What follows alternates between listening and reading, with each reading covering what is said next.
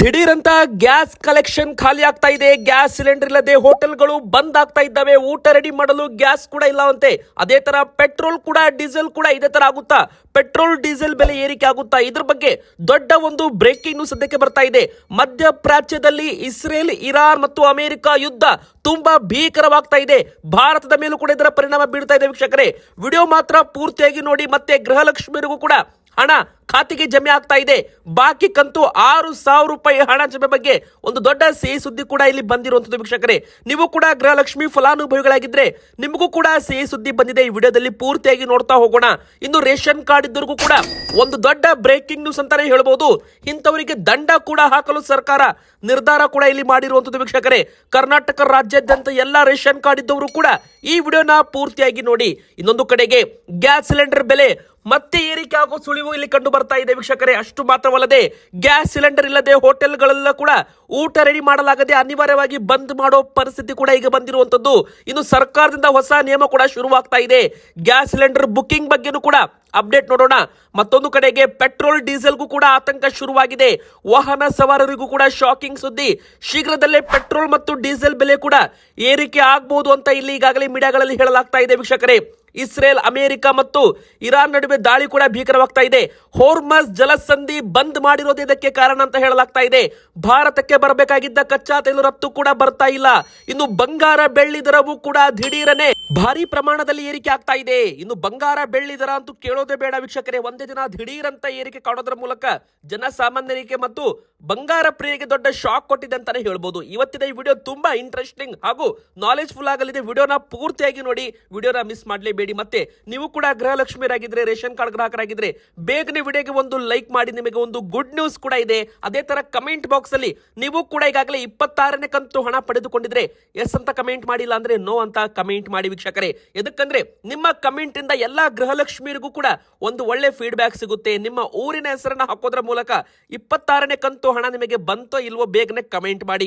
ಕರ್ನಾಟಕ ರಾಜ್ಯದಂತ ಈಗಾಗಲೇ 26ನೇ ಕಂತು ಹಣ ಜಮೆ ಆಗಿದ್ದು 27ನೇ ಕಂತು ಹಣ ಕೂಡ ಜಮೆ ಆಗೋದಕ್ಕೆ ಶುರುವಾಗಿದೆ. ಹೌದು ವೀಕ್ಷಕರೇ, ಈಗಾಗಲೇ ಉತ್ತರ ಕರ್ನಾಟಕದ ಭಾಗದಲ್ಲಿ ಆಗಿರಬಹುದು, ಇನ್ನು ಕರಾವಳಿ ಭಾಗದಲ್ಲಿ ಆಗಿರಬಹುದು, 27ನೇ ಕಂತು ಹಣ ಈಗಾಗಲೇ ಸರ್ಕಾರದ ಖಜಾನೆಯಿಂದ ಬಿಡುಗಡೆ ಕೂಡ ಆಗಿದೆ. ವೀಕ್ಷಕರೇ, ಗೃಹಲಕ್ಷ್ಮಿಯ 27ನೇ ಕಂತು ಯಾವುದು ಅಂತ ನೀವು ಕೇಳೋದಾದ್ರೆ ಫೆಬ್ರವರಿ ಮತ್ತು ಮಾರ್ಚ್ ತಿಂಗಳದ್ದು 25, 26ನೇ ಕಂತು ಅಂತ ಇಂಡೈರೆಕ್ಟ್ ಆಗಿ ಹೇಳಲಾಗಿತ್ತು. ಇನ್ನು ಸೆಪ್ಟೆಂಬರ್ ತಿಂಗಳವರೆಗೂ ಹಣವನ್ನ ಹಾಕಲಾಗಿದ್ದು ಅಕ್ಟೋಬರ್ ತಿಂಗಳದ್ದು ಈಗ ಹಣ ಹಾಕಬೇಕಿತ್ತು ಸರ್ಕಾರ. ಅದೇ ತರ 27ನೇ ಕಂತು ಅಕ್ಟೋಬರ್ದಂತೂ ಕೂಡ ಲೆಕ್ಕ ಹಿಡಲಾಗ್ತಾ ಇದೆ. ಇನ್ನು ನವೆಂಬರ್ ಮತ್ತು ಡಿಸೆಂಬರ್ ಅಂದ್ರೆ 28, 29 ಹಾಗೂ ಜನವರಿ ತಿಂಗಳದ್ದು 30ನೇ ಕಂತು ಅಂತಾನು ಕೂಡ ಲೆಕ್ಕ ಹಿಡಲಾಗ್ತಾ ಇದೆ ವೀಕ್ಷಕರೇ. ಇನ್ನು 3-4 ಕಂತು ಸರ್ಕಾರ ಗೃಹಲಕ್ಷ್ಮಿಯರಿಗೆ ಕೊಡೋದು ಬಾಕಿ ಉಳಿಯುತ್ತೆ ಅಂತಾನು ಕೂಡ ಇಲ್ಲಿ ಹೇಳಲಾಗ್ತಾ ಇದೆ ವೀಕ್ಷಕರೇ. ಹಾಗಾದ್ರೆ ಇನ್ನು 6ರಿಂದ 8,000 ರೂಪಾಯಿ ಗೃಹಲಕ್ಷ್ಮಿಯರಿಗೆ ಬರಬೇಕು ಅಂತಾನು ಕೂಡ ಹೇಳಲಾಗ್ತಾ ಇದೆ. ಸರ್ಕಾರ ಈ ತಿಂಗಳು ಆ ತಿಂಗಳು ಅಂತ ಹೇಳ್ತಾ ಇಲ್ಲ, ಕಂತಿನ ಮೂಲಕ ಅಂದ್ರೆ 25, 26, 27, 28, 29 ಈ ತರ ಕಂತಿನ ಮೂಲಕ ಹಣವನ್ನ ಹಾಕಲಾಗ್ತಾ ಇದೆ. ಹೀಗಾಗಿ ಇದು ಗೃಹಲಕ್ಷ್ಮಿಯರಿಗೆ ಒಂದು ಸಿಹಿ ಸುದ್ದಿ ಅಂತ ಹೇಳ್ಬಹುದು. 27ನೇ ಕಂತು ಹಣವನ್ನ ಈಗ ರಿಲೀಸ್ ಕೂಡ ಮಾಡಲಾಗಿದೆ. ಈಗಾಗಲೇ ಬೆಂಗಳೂರು, ತುಮಕೂರು, ಮಂಡ್ಯ, ಮೈಸೂರು, ಚಾಮರಾಜನಗರ, ಹಾಸನ, ಕೊಡಗು, ದಾವಣಗೆರೆ, ಚಿತ್ರದುರ್ಗ, ಉಡುಪಿ, ಉತ್ತರ ಕನ್ನಡ, ದಕ್ಷಿಣ ಕನ್ನಡ ಮತ್ತು ಮಂಗಳೂರು ಸೈಡ್ ನಲ್ಲೂ ಕೂಡ ಗೃಹಲಕ್ಷ್ಮಿಯರು ಕಮೆಂಟ್ ಮಾಡಿದ್ದಾರೆ. 26ನೇ ಕಂತು ಹಣ ಕೂಡ ಬಂದಿದೆ. 27ನೇ ಕಂತು ಹಣ ಕೂಡ 2,000 ರೂಪಾಯಿ ಜಮೆ ಆಗಿದೆ ಅಂತ. ಇನ್ನು ಉತ್ತರ ಕರ್ನಾಟಕದ ಭಾಗದಲ್ಲಿ ಬಾಗಲಕೋಟೆ, ಹುಬ್ಬಳ್ಳಿ, ಧಾರವಾಡ, ಗದಗ, ಬಾಗಲಕೋಟೆ, ಗದಗ ಮತ್ತು ಬೀದರ್, ಯಾದಗಿರಿ, ಕಲಬುರಗಿ, ರಾಯಚೂರು, ಸಿನ್ನೂರು, ಮಾನ್ವಿ ಈ ಭಾಗದಿಂದಲೂ ಕೂಡ ನಮಗೆ ಕಮೆಂಟ್ಗಳು ಬಂದಿದ್ದಾವೆ ಹಣ ಬರ್ತಾ ಇದೆ ಅಂತ. ವೀಕ್ಷಕರೇ, ಕೆಲವೊಬ್ರು ಹಣ ಬರ್ತಾ ಇಲ್ಲ ಅಂತಾನೂ ಕೂಡ ಕಮೆಂಟ್ ಮಾಡ್ತಾ ಇದ್ದಾರೆ. ಎದಕ್ಕಂದ್ರೆ ತುಂಬಾ ಜನರ ಒಂದು ರೇಷನ್ ಕಾರ್ಡು ರದ್ದಾಗಿದೆ. BPL ಕಾರ್ಡ್ ಇದ್ದದ್ದು APL ಕಾರ್ಡ್ಗೆ ವರ್ಗಾವಣೆ ಆಗಿದೆ. ಸರ್ಕಾರಕ್ಕೆ ತೆರಿಗೆ ಪಾವತಿ ಮಾಡ್ತಾ ಇರೋ ಕಾರಣ ನಿಮ್ದು ಏನಾದ್ರೂ ರೇಷನ್ ಕಾರ್ಡ್ ರದ್ದಾಗಿ APL ಕಾರ್ಡ್ ಆಗಿದ್ರೆ ಅವಾಗ ನಿಮಗೆ ಗೃಹಲಕ್ಷ್ಮಿ ಹಣ ಬರೋದಿಲ್ಲ ಅಂತಾನೆ ಹೇಳ್ಬೋದು.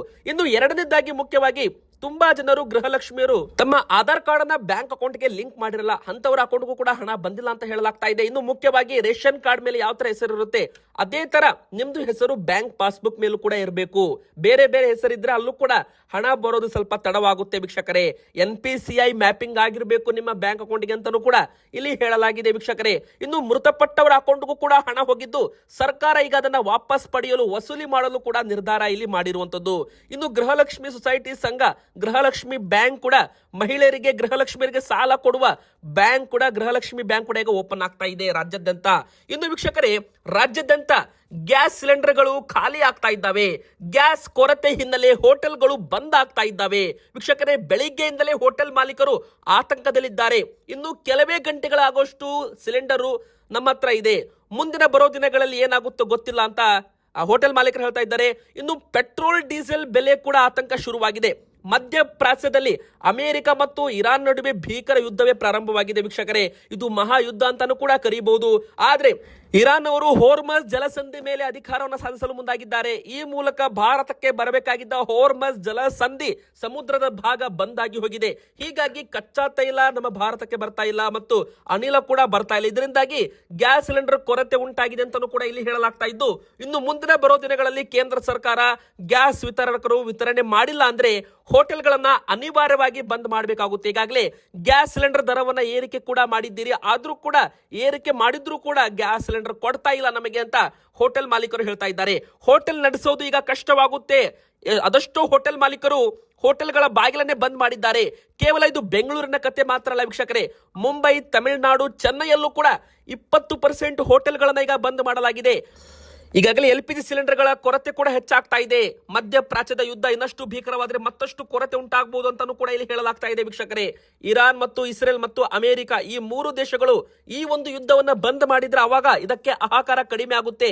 ಮತ್ತೆ ಮಾರ್ಗ ಹೋರ್ಮಸ್ ಜಲಸಂಧಿ ಮಾರ್ಗ ಓಪನ್ ಆದ್ರೆ ಮಾತ್ರ ಈ ಒಂದು ಪೆಟ್ರೋಲ್ ಆಗಿರ್ಬೋದು, ಡೀಸೆಲ್ ಆಗಿರ್ಬೋದು, ಕಚ್ಚಾ ತೈಲ, ಅನಿಲಕ್ಕೆ ಮತ್ತೆ ಈಗ ಸುಗಮ ದಾರಿ ಸಿಗಲಿದೆ ಅಂತ ಹೇಳ್ಬೋದು ವೀಕ್ಷಕರೇ. ಹಾಗಾದ್ರೆ ಇನ್ನು ಎಷ್ಟು ದಿನ? ಇನ್ನು 30 ರಿಂದ 40 ದಿನಗಳ ಕಾಲ ಯುದ್ಧ ನಡೀಬಹುದು ಅಂತಾನೂ ಕೂಡ ಹೇಳಲಾಗ್ತಾ ಇದೆ. ಅನಿವಾರ್ಯವಾಗಿ ಹೋಟೆಲ್ಗಳನ್ನ ಬಂದ್ ಮಾಡೋ ಪರಿಸ್ಥಿತಿ ಬಂದಿದೆ ಅಂತ ಹೋಟೆಲ್ ಮಾಲೀಕರ ಸಂಘದವರು ಈಗಾಗಲೇ ಒಂದು ಹೇಳಿಕೆಯನ್ನ ಕೊಟ್ಟಿದ್ದು. ಈಗಾಗಲೇ 20% ಹೋಟೆಲ್ಗಳು ಬಂದ್ ಆಗ್ತಾ ಇದ್ದಾವೆ. ಮತ್ತೆ ಕೇಂದ್ರ ಸರ್ಕಾರ ವಾಣಿಜ್ಯ ಬಳಕೆ ಸಿಲಿಂಡರ್ಗಳು ಮನೆ ಬಳಕೆ ಗ್ರಾಹಕರಿಗೆ ಮೊದಲ ಆದ್ಯತೆ ಕೊಡಬೇಕು ಅಂತ ಸೂಚನೆ ಕೊಟ್ಟಿದೆ. ಹೌದು, ಇದು ಮನೆ ಬಳಕೆಯ ಒಂದು ಗ್ರಾಹಕರಿಗೆ ಹಿತವೇ ನಮಗೆ ಮುಖ್ಯ ಅಂತ ಸರ್ಕಾರ ಸ್ಪಷ್ಟವಾಗಿ ಹೇಳಿದೆ.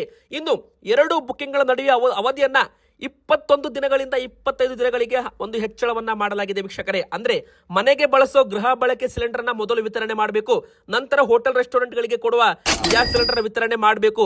ಇನ್ನು ಗ್ಯಾಸ್ ಸಿಲಿಂಡರ್ ಬುಕ್ಕಿಂಗ್ ಅಲ್ಲಿ 25 ದಿನಗಳನ್ನ ಹೆಚ್ಚಳ ಮಾಡಲಾಗಿದೆ, ಬುಕ್ಕಿಂಗ್ ವೇಟಿಂಗ್ ಟೈಮ್ ಅಂತಾನೂ ಕೂಡ ಹೇಳಲಾಗಿದೆ ವೀಕ್ಷಕರೇ. ಇನ್ನು ಪೆಟ್ರೋಲ್ ಮತ್ತು ಡೀಸೆಲ್ ಕೂಡ ಇದೇ ತರ ಏರಿಕೆ ಆಗುತ್ತಾ ಅಥವಾ ಮತ್ತೆ ಪೆಟ್ರೋಲ್ ಡೀಸೆಲ್ಗೂ ಕೂಡ ಒಂದು ಯುದ್ಧದ ಬಿಸಿ ಮುಟ್ಟುತ್ತಾ ಅಂತ ಹೇಳಲಾಗ್ತಾ ಇದೆ. ಇರಾನ್ ಇಸ್ರೇಲ್ ಯುದ್ಧದಿಂದಾಗಿ ಗ್ಯಾಸ್ ಸಿಲಿಂಡರ್ ಅಭಾವ ಈಗಾಗಲೇ ಉಂಟಾಗಿದ್ದು, ಬೆಂಗಳೂರು ಸೇರಿದಂತೆ ರಾಜ್ಯಾದ್ಯಂತ ಕಮರ್ಷಿಯಲ್ ಸಿಲಿಂಡರ್ ಸಿಗದೆ ಹೋಟೆಲ್ ಉದ್ಯಮ ಕಂಗಾಲಾಗಿ ಹೋಗಿದೆ. ಈ ಮಧ್ಯೆ ಮತ್ತೊಂದು ಆಘಾತಕಾರಿ ಸುದ್ದಿ ಅಂದ್ರೆ ಇಸ್ರೇಲ್ ಮತ್ತು ಇರಾನ್ ನಡುವಿನ ಯುದ್ಧ ಮುಂದುವರೆದ್ರೆ ಪೆಟ್ರೋಲ್ ಡೀಸೆಲ್ ಬೆಲೆ ಅನಿವಾರ್ಯವಾಗಿ ಹೆಚ್ಚಳವಾಗುತ್ತೆ ಎಂಬ ಮಾಹಿತಿ ಕೂಡ ಈಗ ತಿಳಿದು ಬರ್ತಾ ಇದೆ. ಹೌದು, ಒಂದು ಕಡೆಗೆ ಕ್ರೂಡ್ ಆಯಿಲ್ ಅಂದ್ರೆ ಕಚ್ಚಾ ತೈಲ ದರ ಈಗಾಗಲೇ ಡಾಲರ್ ಅಲ್ಲಿ ಬೆಲೆ ಏರಿಕೆ ಆಗ್ತಾ ಇದೆ. ಪರಿಸ್ಥಿತಿ ಹೀಗೆ ಮುಂದುವರೆದ್ರೆ ದರ ಏರಿಕೆ ಆಗಬಹುದು ಅಂತಾನೂ ಕೂಡ ಇಲ್ಲಿ ಹೇಳಲಾಗ್ತಾ ಇದೆ ವೀಕ್ಷಕರೇ. ಆದ್ರೆ ಹಿಂದೆ ಕೂಡ ಕ್ರೂಡ್ ಆಯಿಲ್ ದರ ಇಳಿಕೆ ಆದ್ರೂ ತೈಲ ದರ ಇಳಿಕೆ ಮಾಡಿರಲಿಲ್ಲ. ಹೀಗಾಗಿ ಇಂಥ ಸಂದರ್ಭದಲ್ಲಿ ಪೆಟ್ರೋಲ್ ಡೀಸೆಲ್ ದರ ಹೆಚ್ಚಿಸದೆ ಕೇಂದ್ರ ಸರ್ಕಾರ ನಿಭಾಯಿಸುತ್ತೆ ಅಂತಾನೂ ಕೂಡ ಹೇಳಬಹುದು. ಅಂದ್ರೆ ಸದ್ಯಕ್ಕೆ ಅಂತೂ ಪೆಟ್ರೋಲ್ ಡೀಸೆಲ್ ಬೆಲೆ ಏರಿಕೆ ಆಗೋ ಮುನ್ಸೂಚನೆ ಇಲ್ಲ ಅಂತಾನೂ ಕೂಡ ಹೇಳಲಾಗ್ತಾ ಇದೆ. ಆದ್ರೆ ಮುಂದೆ ಏನಾಗುತ್ತೋ ಗೊತ್ತಿಲ್ಲ. ಇನ್ನೊಂದು ಕಡೆಗೆ ಪಾಕಿಸ್ತಾನದಲ್ಲೂ ಕೂಡ ಇದೇ ತರ ಒಂದು ಹಾಹಾಕಾರ ಅಂತ ಹೇಳ್ಬೋದು. 2 ವಾರಗಳ ಕಾಲ ಪಾಕಿಸ್ತಾನದಲ್ಲಿ ಶಾಲಾ ಕಾಲೇಜುಗಳನ್ನ ಬಂದ್ ಮಾಡಲಾಗಿದೆ. ವರ್ಕ್ ಫ್ರಮ್ ಹೋಮ್ ಕೂಡ ಜಾರಿಗೆ ತರಲಾಗಿದೆ ಅಂತೆ. ಹೌದು, ಮಧ್ಯಪ್ರಾಚ್ಯ ನಡೆಯುತ್ತಿರುವ ಯುದ್ಧದ ಪರಿಣಾಮ ಪಾಕಿಸ್ತಾನದಲ್ಲೂ ಕೂಡ ಪೆಟ್ರೋಲ್ ಡೀಸೆಲ್ ಇಂಧನ ಕೊರತೆ ಎದುರಿಸ್ತಾ ಇದೆ ಅಂತೆ. ಇದರ ಪರಿಣಾಮವಾಗಿ ಪಾಕಿಸ್ತಾನ ಪ್ರಧಾನಮಂತ್ರಿ ಶಹಬಾಜ್ ಶರೀಫ್ ತುರ್ತು ಕ್ರಮವಾಗಿ ಶಾಲೆಗಳಿಗೆ 2 ವಾರ ರಜೆಯನ್ನ ಘೋಷಣೆ ಮಾಡಿದ್ದಾರೆ. ಸರ್ಕಾರಿ ಕಚೇರಿಗಳು ವಾರದಲ್ಲಿ 4 ದಿನಗಳ ಮಾತ್ರ ಕಾಲ ಕಾರ್ಯನಿರ್ವಹಿಸುವಂತೆ ಸೂಚನೆ ಕೊಡಲಾಗಿದೆ ಅಂತೆ. ಇನ್ನು ಪಾಕಿಸ್ತಾನದಲ್ಲೂ ಕೂಡ ಶಾಲೆಗಳನ್ನ ಬಂದ್ ಮಾಡೋ ನಿರ್ಧಾರವನ್ನ ತೆಗೆದುಕೊಳ್ಳಲಾಗಿದೆ ವೀಕ್ಷಕರೇ. ಅಂದ್ರೆ ಪಾಕಿಸ್ತಾನದಲ್ಲಿ ಅಂತ ಒಂದು ಅಲ್ಲೋಲ ಕಲ್ಲೋಲವಾಗಿದೆ ಅಂತ ನೀವು ಲೆಕ್ಕ ಹಾಕಬಹುದು. ಮಧ್ಯಪ್ರಾಚ್ಯದ ಯುದ್ಧ ಪರಿಣಾಮ ಪಾಕಿಸ್ತಾನದ ಮೇಲೂ ಕೂಡ ಬಿದ್ದಿದೆ. ಈಗ ಬನ್ನಿ ಮತ್ತೊಂದು ದೊಡ್ಡ ಬ್ರೇಕಿಂಗ್ ನ್ಯೂಸ್ ಏನಂತ ನೋಡೋಣ. ರೇಷನ್ ಕಾರ್ಡ್ ಗ್ರಾಹಕರಿಗೆ, ಹೌದು ವೀಕ್ಷಕರೇ, ಒಂದು ಕಡೆಗೆ ಸಿಹಿ ಸುದ್ದಿ ಅಂತ ಹೇಳ್ಬೋದು, ಮತ್ತೊಂದು ಕಡೆಗೆ ಹೊಸ ನಿಯಮ ಅಂತ ಹೇಳ್ಬೋದು. ಮೊದಲಿಗೆ ಹೇಳೋದಾದ್ರೆ 20 ಲಕ್ಷ ಜನರು BPL ಕಾರ್ಡ್ ಇಂದ ಹೊರಗೆ ಹೋಗ್ತಾ ಇದ್ದಾರೆ. ಹೌದು, 7 ಲಕ್ಷಕ್ಕೂ ಹೆಚ್ಚು BPL ಕಾರ್ಡ್ಗಳು ರದ್ದಾಗಿವೆ. APL ಕಾರ್ಡ್ಗೆ ವರ್ಗಾವಣೆ ಮಾಡಲಾಗಿದೆ. 1,20,000 ರೂಪಾಯಿ ಮೇಲೆ ಆದಾಯ ಇದ್ದವರು, 7.5 ಎಕರೆಗಿಂತ ಹೆಚ್ಚು ಭೂಮಿ ಇದ್ದವರು, ಇನ್ನು ಮುಖ್ಯವಾಗಿ ಸ್ವಂತಕ್ಕೆ 4 ಚಕ್ರದ ವಾಹನ ಹೊಂದಿದವರು, ಮುಖ್ಯವಾಗಿ ವೀಕ್ಷಕರೇ ಸರ್ಕಾರಿ ನೌಕರರು ನಕಲಿ ದಾಖಲೆ ಸೃಷ್ಟಿ ಮಾಡಿ ಪಡೆದುಕೊಂಡಿರುವ BPL ಕಾರ್ಡ್ ವಿರುದ್ಧ ಸರ್ಕಾರ ಈಗ ಸಮರ ಸಾರಲು ಮುಂದಾಗಿದೆ. ಇಷ್ಟು ವರ್ಷ ಇವರು ಪಡೆದುಕೊಂಡಿರುವ ಪಡಿತರವನ್ನ ಲೆಕ್ಕ ಹಾಕಲಾಗ್ತಾ ಇದೆ.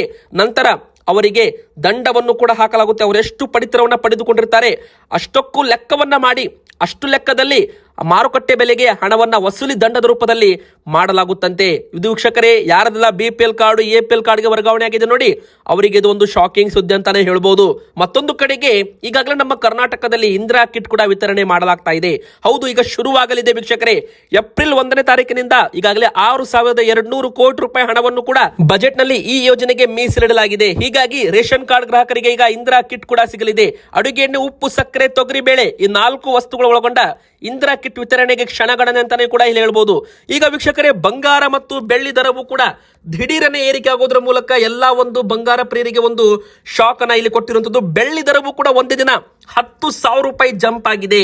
ಮತ್ತೆ ಬಂಗಾರದ ಬೆಲೆ ಕೂಡ ಇಲ್ಲಿ ಏರಿಕೆ ಆಗಿದ್ದು ಒಂದು ಕಡೆಗೆ ಶಾಕ್ ಅಂತ ಹೇಳ್ಬೋದು. ನಿನ್ನೆ ಬಂಗಾರ ಮತ್ತು ಬೆಳ್ಳಿ ದರ ಹೇಳೋದಾದ್ರೆ, ಮೊದಲಿಗೆ ಬೆಳ್ಳಿ ದರ ಮತ್ತೆ 10,000 ರೂಪಾಯಿ ಕೆಜಿ ಮೇಲೆ ಏರಿಕೆ ಆಗಿದೆ. ಅಂದ್ರೆ 2,80,000 ರೂಪಾಯಿದದ್ದು ಈಗ ದಿಢೀರ್ ಅಂತ 10,000 ರೂಪಾಯಿ ಕೆಜಿ ಮೇಲೆ ಏರಿಕೆ ಆಗಿ ಈಗ 2,90,000 ರೂಪಾಯಿ ಆಗಿದೆ ಬೆಳ್ಳಿ ದರ 1 ಕೆಜಿಗೆ. ಇದರ ಮೇಲೆ 3% GST ಇರುತ್ತೆ. ಇನ್ನು ಮೇಕಿಂಗ್ ಚಾರ್ಜಸ್ ಎಕ್ಸ್ಟ್ರಾ ಇರುತ್ತೆ. ಅದೇ ತರ ನಾವು ಬಂಗಾರದ ಬೆಲೆ ಬಗ್ಗೆ ಹೇಳೋದಾದ್ರೆ ವೀಕ್ಷಕರೇ, ಮತ್ತೆ 700 ರೂಪಾಯಿ ಏರಿಕೆ ಆಗಿದೆ. ಬಂಗಾರದ ಬೆಲೆ 700 ರೂಪಾಯಿ 10 ಗ್ರಾಮ್ ಮೇಲೆ ಏರಿಕೆಯಲ್ಲಿ ಕಂಡಿರುವಂತದ್ದು. ನಿನ್ನೆ 1,61,680 ರೂಪಾಯಿ ಇದ್ದದ್ದು ಇವತ್ತು 1,62,380 ರೂಪಾಯಿ ಆಗಿದೆ. ಹಾಗಾದ್ರೆ 700 ರೂಪಾಯಿ ಏರಿಕೆ ಆಗಿದೆ ವೀಕ್ಷಕರೇ. ಇದ್ರ ಮೇಲೆ 3% GST ಕೂಡ ಬೇರೆ ಇರುತ್ತೆ. ಮತ್ತೆ ನೀವೇನಾದ್ರೂ ಆಭರಣ ಮಾಡಿಸ್ತೀರಾ ಅಂದ್ರೆ ಮೇಕಿಂಗ್ ಚಾರ್ಜಸ್ ಕೂಡ ಇರುತ್ತೆ. ಇನ್ನು ನೀವೇನಾದ್ರೂ ಆಭರಣ ಖರೀದಿ ಮಾಡ್ತೀರಾ ಅಂದ್ರೆ 916 ಹಾಲ್ ಮಾರ್ಕ್ ಆಧಾರಿತ ಬಂಗಾರವನ್ನೇ ಖರೀದಿ ಮಾಡಿ, ಇದರಲ್ಲಿ ಮೋಸವಾಗೋದಿಲ್ಲ. ಇವತ್ತಿಗೆ ಇಷ್ಟ ಆಗಿತ್ತು ವಿಡಿಯೋ. ಇಷ್ಟ ಆದ್ರೆ ವಿಡಿಯೋಗೆ ಲೈಕ್ ಮಾಡಿ, ನಿಮ್ಮ ಅನಿಸಿಕೆ ಕಮೆಂಟ್ ಮಾಡಿ, ನಮ್ಮ ಚಾನಲ್ಗೆ ಸಬ್ಸ್ಕ್ರೈಬ್ ಕೂಡ ಮಾಡಿ.